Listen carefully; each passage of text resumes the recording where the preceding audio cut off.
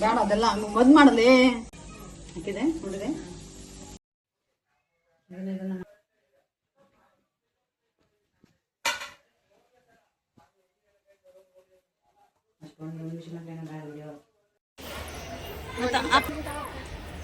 ಅದು ನೋಡೋಣ. ವಿಡಿಯೋ ನೋಡುತ್ತಿರುವ ಎಲ್ಲ ನನ್ನ ವ್ಯೂವರ್ಸ್ಗೂ ನಮಸ್ಕಾರಗಳು. ನಾನು ನಾಗವಿಣಿ ರಾಜ್. ನಿಮ್ಮೆಲ್ಲರ ದಿನ ನಗುವಿಂದ ಸ್ಟಾರ್ಟ್ ಆಗಿ ನಗುವಿಂದ ಎಂಡ್ ಆಗಲಿ. ಆ್ಯಕ್ಚುಲಿ ಈ ಮಗಳ ಬರ್ತಡೇ ಇತ್ತಲ್ಲ, ಸೊ 2 ದಿನದಿಂದ ನಾನು 2 ದಿನದ ಲಾಗ್ ಮಾಡಿದ್ದೀನಿ. ಆ್ಯಕ್ಚುಲಿ ಒಂದಿನ ಮಾರ್ನಿಂಗ್ ಬೆಳಗ್ಗೆ ಅವಳು ಹಾಸ್ಟೆಲಿಂದ ಕರ್ಕೊಂಬಂದಿದ್ವಲ್ಲ, ಕರ್ಕೊಂಬಂದಾಗ ನಾನು ವಡ ಮಾಡ್ತಾಯಿದ್ದೆ. ಅವ್ರ ಅತ್ತೆ ಇಡ್ಲಿ ಕೊಟ್ಟು ಕಳಿಸ್ತೀನಿ ಅಂತ ಬಟ್ಲು ಇಡ್ಲಿ ಮಾಡಿದ್ಲು, ಬಟ್ಲು ಇಡ್ಲಿ ಕೊಟ್ಟು ಕಳಿಸಿದ್ರು. ಸೊ ಬಟ್ ಇಡ್ಲಿ, ಚಟ್ನಿ, ಸಾಂಬಾರು ಎಲ್ಲ ಕೊಡಿಸಿದ್ರು. ನಾನು ವಡ ಮಾಡ್ತಾಯಿದ್ದಿಲ್ಲ, ನಾನು ಒಂದು ಸ್ವಲ್ಪ ವಡ ಮಾಡಿ ಅವ್ರಿಗೆ ಕೊಟ್ಟು ಕಳಿಸಿದೆ. ಇಲ್ಲ ವಡ ಜಾಸ್ತಿ ಆಗುತ್ತೆ ಅಂತ ಚಟ್ನಿ ಅಂತೂ ಡಬ್ಬದಲ್ಲಿ ಒಗ್ಗರಣೆ ಹಾಕಿಬಿಟ್ಟು ಹಾಗೆ ಕಳಿಸಿದ್ದಾರೆ. ನೋಡ್ರಿ ಎಷ್ಟು ಚೆನ್ನಾಗಿತ್ತು ತಿನ್ನಲಿಕ್ಕೆ ಅಂತಂದರೆ, ಸಿಕ್ಕಾಪಟ್ಟೆ ಟೇಸ್ಟ್ ಆಗಿತ್ತು. ವಡ ಹಿಟ್ಟು ಸ್ವಲ್ಪ ತೆಳ್ಳಗಾಗಿದ್ದರಿಂದ ಏನಂದರೆ ವಡ ಒಂದು ಸ್ವಲ್ಪ ದೊಡ್ಡಕ್ಕೆ ಮಾಡೋಕ್ಕಾಗಲಿಲ್ಲ, ಚಿಕ್ಕ ಚಿಕ್ಕ ಬಂದು ಟೇಸ್ಟ್ ಮಾತ್ರ ಚೆನ್ನಾಗಿದ್ವು, ಅಲ್ಟಿಮೇಟ್ ಅಂತಲೇ ಹೇಳ್ಬೋದು.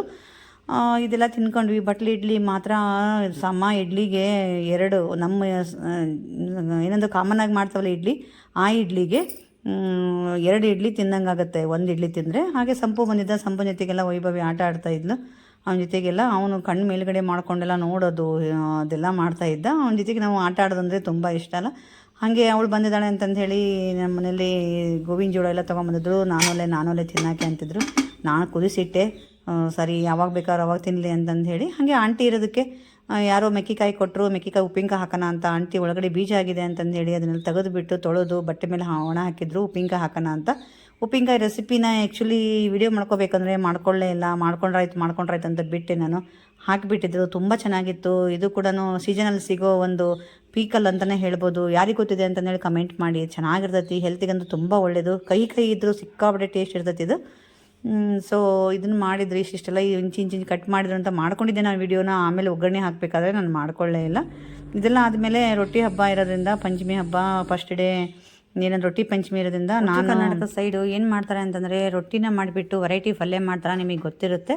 ನಾವು ರೊಟ್ಟಿ ಹಬ್ಬದ ದಿವಸ ನಮ್ಮ ತವ್ರ ಮನೆಯಲ್ಲಿ ಇದು ಗೋಧಿ ರೊಟ್ಟಿ ಅಥವಾ ಒಳ್ಳಿಟ್ಟಿನ ಚಪಾತಿ, ಬಿಳಿ ಹೋಳಿಗೆ ಅಂತ ನಾನೆಲ್ಲ ಹೇಳ್ತೇನಲ್ಲ, ಇದನ್ನೇ ರೊಟ್ಟಿ ಮಾಡ್ತಾಯಿತ್ತು. ಸ್ಪೆಷಲಾಗಿ ಇರುತ್ತೆ, ಹಬ್ಬದ ವಾತಾವರಣ ಇರುತ್ತೆ ಅಂತಂದು ಹೇಳಿಬಿಟ್ಟು ನಾನು ಇದು ಒಳ್ಳೆ ಹಿಟ್ಟಿನ ಚಪಾತಿ ಮಾಡ್ತಾಯಿದ್ದೆ. ಚಪಾತಿ ಹಿಟ್ಟಲ್ಲಿ ಕಲಿಸ್ಬಿಟ್ಟು ಅಕ್ಕಿ ಹಿಟ್ಟಿಂದು ಕುರ್ಕಿ ಹಾಕಿಬಿಟ್ಟು ಅದನ್ನು ಒಳಗಡೆ ಇಟ್ಬಿಟ್ಟು ಹೋಳಿಗೆ ಗತಿ ತುಂಬೋದಿದು ನನ್ನ ಯೂಟ್ಯೂಬ್ ಅಕೌಂಟಲ್ಲಿದೆ.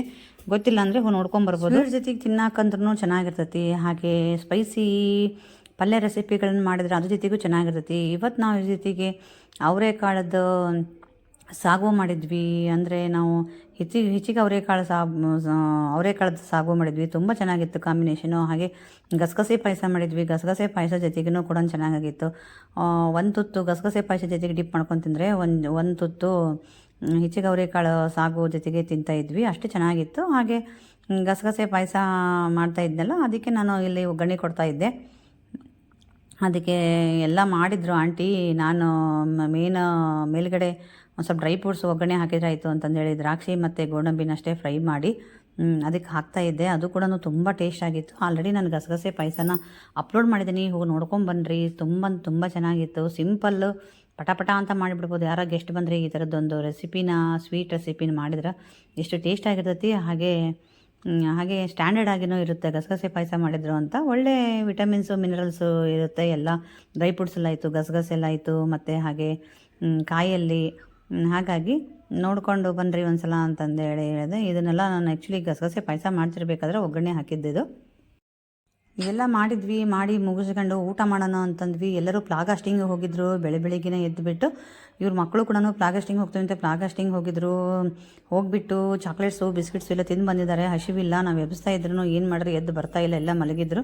ನಾನು ನಮ್ಮ ಆಂಟಿ ಮಾತ್ರ ವೆಯ್ಟ್ ಮಾಡ್ತಾಯಿದ್ವಿ, ಬನ್ನಿರಿ ಅಂತ. ಮಗಳು ಬಂದರೆ ಊಟ ಮಾಡೋಕ್ಕೆ ಇಷ್ಟನೇ ಇಲ್ಲ. ನಾನು ಫೋರ್ಸ್ ಮಾಡ್ತಾಯಿದ್ದೆ, ಜಗಳ ಅವಳದು. ನಾನು ಒಲ್ಲವ, ಎಷ್ಟು ಉಣ್ಬೇಕು ನಾವು ಒಲ್ಲ ಅಂತಂದು ಹೇಳಿಬಿಟ್ಟು ಹಿಂಗೆ ಬೇಜಾರು ಮಾಡ್ಕೋತಾ ಇದ್ಲು. ನಾನು ಬಿಡ್ತಾ ಇರಲಿಲ್ಲ. ಆದರೂ ಕೂಡ ನೀನು ಬರ್ತಡೇ ಐತಿ ಬಾರವ್ವ ಅಂತಂದೇಳಿ ಅವಳು ಬರ್ತಡೇ ಇತ್ತು. ಸೊ ಗಸಗಸೆ ಪಾಯಸನೇ ಇಟ್ಬಿಟ್ಟು ಹ್ಯಾಪಿ ಬರ್ತ್ಡೇ ಅಂತಂದು ಹೇಳಿಬಿಟ್ಟು ತಿನ್ನಿಸ್ತಾ ಇದ್ವಿ.